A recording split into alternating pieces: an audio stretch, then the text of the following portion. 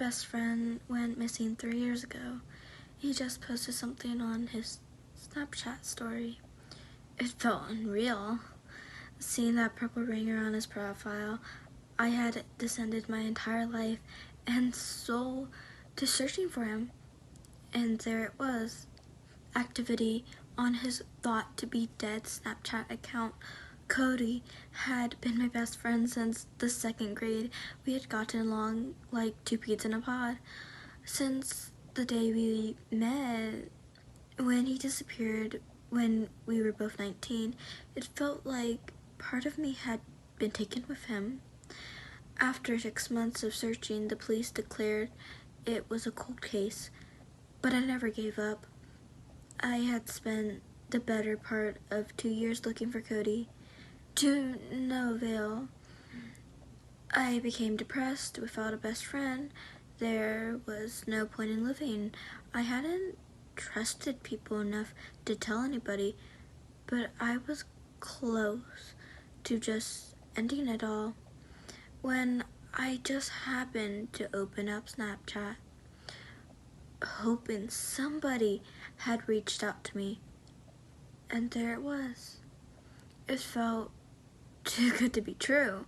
How can somebody just disappear into thin air and then suddenly post again? Taking my breath, I opened it. It wasn't much, but then again, I don't know what I was expecting. And it's not like I thought I'd open it and all of a sudden Cody would be there, smiling at a party saying, "I'm back," or something. It was just a black screen with simple words. "Hello, Daniel." Daniel was my name. He specifically mentioned me. Did he know I was looking for him? Do I respond? If I did, what would I even say? I thought long and hard about what to type, delete many paragraphs of writing, but eventually settled with a simple "sup" with a question mark. I saw his Bitmoji, the animation, brown hair and freckles, with a blue t-shirt that had been absent in my life for the past 3 years, popped into the screen. I almost jumped. My hands started shaking as I saw him typing. I was scared. I was sweating so much I could have dropped my phone. It's been a while. I thought about how to respond to that. Fuck yeah, it's been some time. Care to explain, Cody? Sup? I cursed myself for being so dry, but I knew that if I did anything else, I'd end up sending him an entire essay.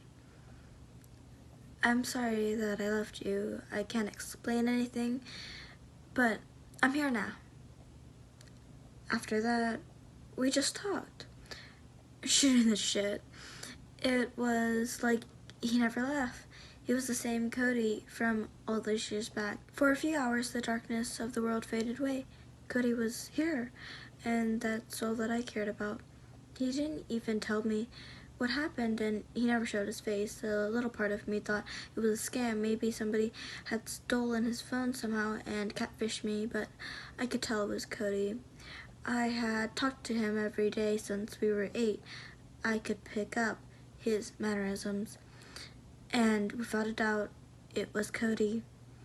After a while, I decided to tell him about the past 3 years, everything, the years I spent searching for him, the missing posters that used a photo of him that I knew he hated, every last detail. I even trusted him enough that I told him about how I was depressed. "I know," he responded, which confused me. When I asked him if he could send me his location so I could see him again, he said, "I'm not allowed to let you join me. It's not time." The more I talked to him, though, the more things felt off. I mean, it was surely Cody, don't get me wrong, but something wasn't right. Every time he texted me, it felt like he was withholding something. Like he knew something I didn't. The weirdest part was a conversation we had a week or two after we reunited. I told him that I wish I could see him and not just text him, but it was nice to be able to talk to him at all, but I missed the comfort of his presence. "I'm right here," he said. "Dude, you're freaking me out," I responded. What the hell did he mean? "I'm right here." No, the fuck he wasn't. I saw Cody's Bitmoji was still peeking over the screen, spying on me. He was probably thinking about what to say. After a while, I realized neither of us were probably going to say something, so I added, "Prove it." "Look behind you." With that, I froze in fear. It didn't feel like anyone was watching me. Was Cody really here? Slowly, my head turned behind me. Nothing. I don't really know what I expected. It's not like I thought I'd turn around and Cody would just have magically reappeared in my room after 3 years, but the more I looked, I did actually see something. Cody loved to doodle, especially in elementary school. He always gets in trouble for drawing on his own work. He had this sparkly blue pen that he always wrote with, literally everything with. He drew less as he got older, but something he would do up until the day he was gone was the Super S thing. You know, the one. I always thought it was childish, especially since we were 19 at that time, but it's what made Cody.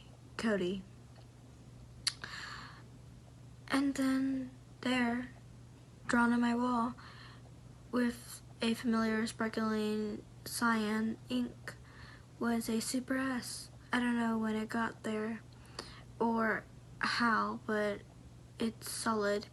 It's for me. Cody was here. I freaked out. I didn't talk to Cody as much after that. It kind of made me feel sick every time I thought of him. I even rationalized it. Maybe that really was a prank, and that Super S on my bedroom wall had been there for years, and I just didn't notice it until now. But as I had been getting better, the world didn't seem gray anymore. I thought back to the time before Cody came back into my life and how close I was to leaving the world, even if it was a scam. He kind of saved my life. Suddenly my phone rang and I jumped up. The sheriff's office? Why was the sheriff's office calling me? Cautiously, I picked it up. "Hello?" "Daniel Grin." "Yes, this is him." "Please report to the sheriff's office immediately. We need your assistance to identify a body," the voice on the other end of the phone said, and I felt my body freeze up. Maybe it wasn't who I thought it was. Then maybe it really was only to be one person. I felt like I was in a trance as I walked to the sheriff's. I opened the door where one of the officers greeted me. "Come along, Mr. Greens." "Who is it?" I asked immediately. The officer shifted his weight. "You were the emergency contact for Cody McLean, right?" My heart sank. I nodded. "We just discovered the body from a lake the same age and height as McLean. We need you to identify the body." He took me into a room where a rotted body laid. It was boosted. It was old, but it was Cody. I knew. Best friends could tell. "How old is the body?" I asked. "I'm not sure if I can release that info, sir. Just tell me how fucking old the body is." "Damn it," I snapped. We were estimating it's about 3 years ago, around the time he went missing." So that begged the question, if Cody was dead, then who had I been talking to? I felt like vomiting. This couldn't be real. I knew it was Cody. His energy was unmistakable. But he was dead. I thought back to how lost I was before he started texting me his weird messages, how he wouldn't show me his face. I'm not allowed to let you join me. It's not time. The way he responded when I wanted to see him. Was Cody protecting me?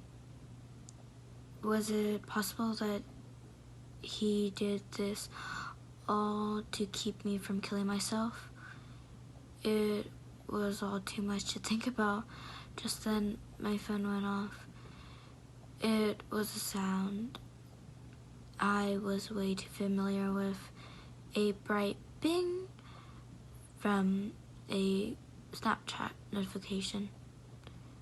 Cody is typing.